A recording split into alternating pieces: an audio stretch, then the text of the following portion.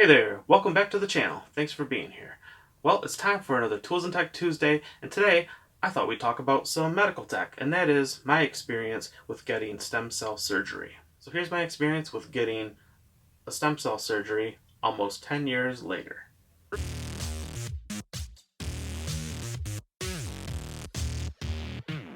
Alright, so in order to talk about stem cell surgery, we need to talk about what's wrong with my eyes. In order to do that, we need to talk about what a normal eye is like. Okay, so if you're looking from the side, you'll notice that the very front of your eye is not the colored part. The very front is something called the cornea. It's like a clear window. It's not the lens. They call the lens another clear part that's behind the colored part. So the colored part opens and closes, your iris opens and closes to let in more light or restrict the light if it's bright.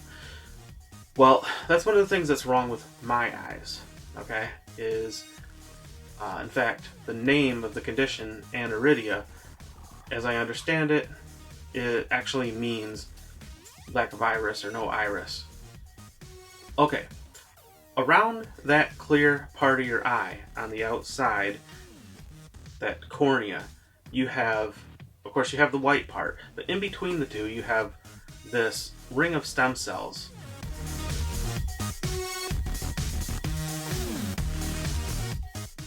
So what happens is, if your eye gets scratched or you have some other injury to the eye or disease, then when your eye needs to heal, those stem cells produce more clear tissue for your cornea, which, of course, it needs to be clear, otherwise you wouldn't be able to see through it. Also, it needs to have a good shape.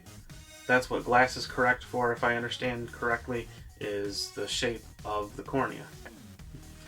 Okay, so one of the symptoms that can be present with aniridia is that those stem cells can start to die off. So then, of course, if you don't have that, then it's not able to, your body isn't able to produce that clear tissue. You start getting scar tissue instead, and your vision starts getting obscured. Well, that's what was happening to me. The doctors told me that traditional treatment would be to just wait till the cornea got bad enough where it would have to be replaced. You'd get a donor cornea, they would implant it, but then there's no guarantee that it will survive.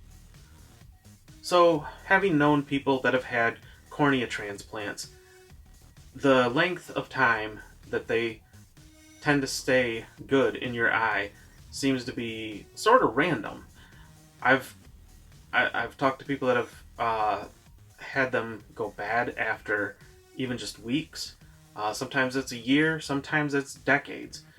But the problem is then that you, as I understand it, you can only have that procedure done so many times because scar tissue builds up and there's issues, I guess, with doing that type of surgery too many times. So my understanding is that keratolimb refers to the white part of the eye. The limbal is sort of like the edge, and allograft just refers to sort of that transplant process. So the doctor that I went to that did this procedure was training other doctors, and I listened in. So take this with a grain of salt because I'm not a doctor. This is just the way I understand how it's done. So they take that ring of stem cells in a donor, a cadaver, someone who's passed on. They take those stem cells and they take that ring, sort of slice it up into 4 quadrants, and then they transplant them into the patient's eye. So in my case, because of that scar tissue forming, what I was seeing was almost, it looked a lot like being underwater. If you picture sitting in a car with a heavy downpour, rain coming down really hard, and you get this wavy kind of weird look as you're looking through the windshield.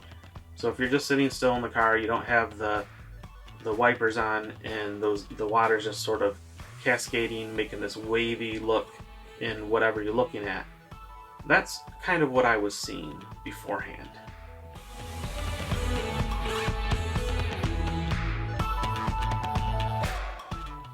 So what was the procedure like? Well, I can tell you it wasn't painful. I didn't feel anything. I was aware enough that I had asked some questions because I could still see some waves of violet type colors or purple type colors.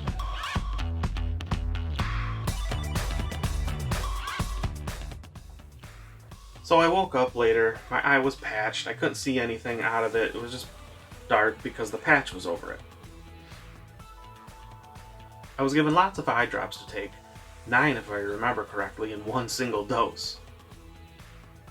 My eye did feel pretty scratchy, so I had to take some immune suppression drugs for quite a while, and those are kind of hard. They make you feel sort of sickly, and of course you have to be careful because you can more easily get sick if you are exposed to a virus or any other pathogen. I took the immune suppression pills for several years. I'm still taking 4 different eye drops twice a day, and that's not including moisturizing drops. When I woke up and was finally allowed to take the patch off, at first, for a while, I thought that something happened where the curvature of my eye was off or something, because everything looked different. Everything looked like it was shifted down, like I was looking down at the floor. Well, it turns out what happened is they put a protective lens over my eye, contact lens, and that had slipped out of place and was causing everything to look funny. But I could tell that it was a lot clearer. And they told me it would get clearer as time went on. And it did. In fact, I would say later on that year, I had it done in September.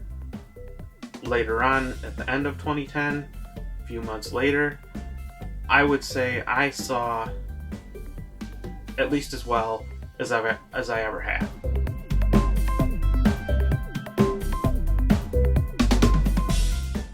Unfortunately, now at this part of the video is where we get into the side effects.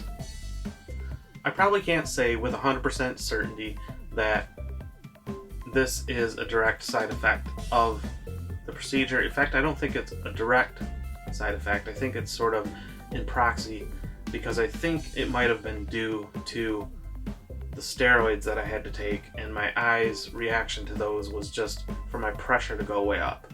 My understanding is the doctors say that everybody's pressure goes up a little bit with steroid drops, but mine unfortunately just went way up, and that can be dangerous. It can do damage to your retina and your optic nerve, and unfortunately that may have happened. I don't know 100% that that is the case, but that's about the only explanation that I can come up with. Let me give you an idea of what I see.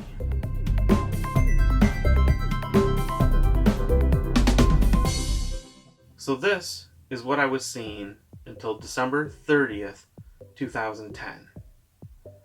I woke up New Year's Eve, December 31st, 2010, and this is kind of a good approximation of what I see out of that eye.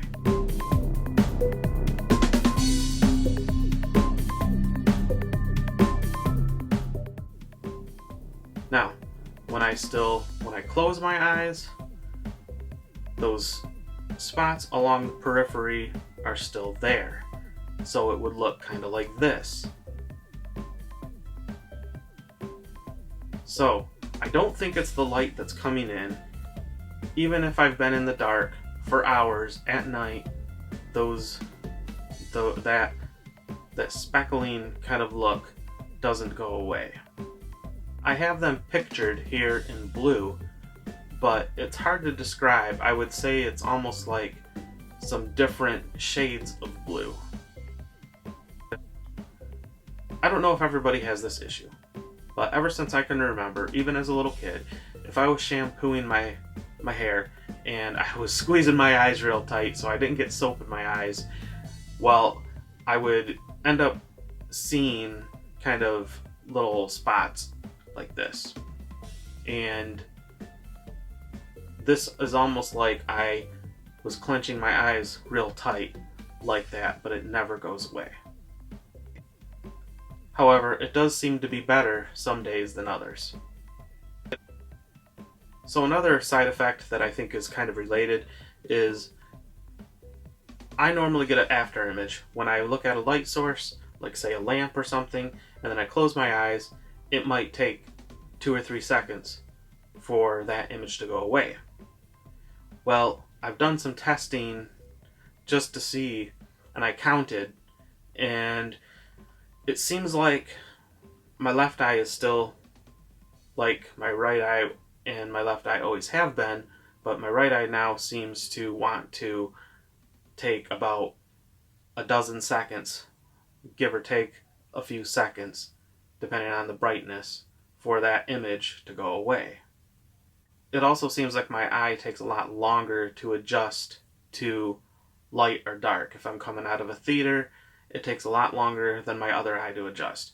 If I'm going into a dark space, it's the same thing. It takes longer for my eye to adjust than it did before.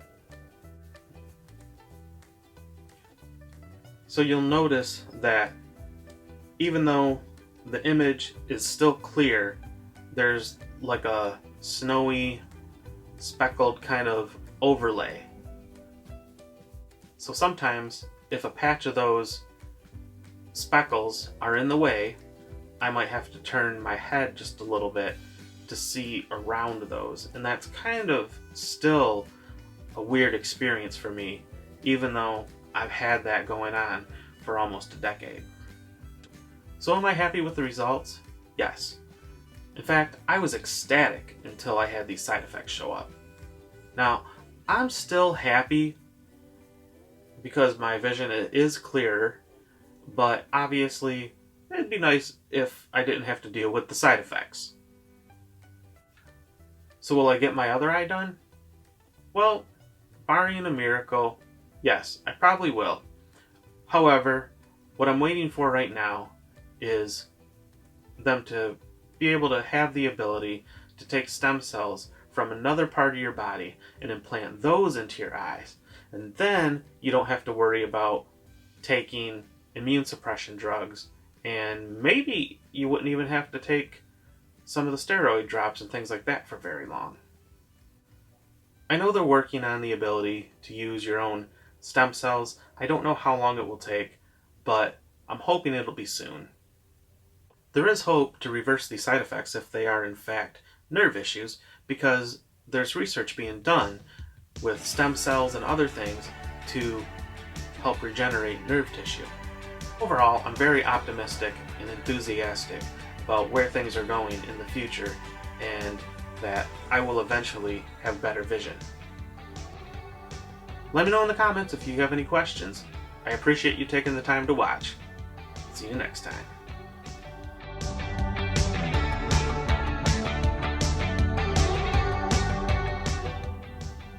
Hey there, wake up about what's actually wrong with my eyes, and in order to do that, we need to sort of talk about. Alright, so in order to talk about the stem cell surgery, and is that so the doctor that I went to and had this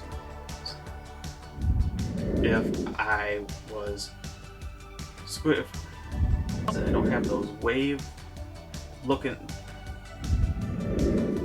So am I going to get my other eye done? Well, borrowing are in fact nerve issues, because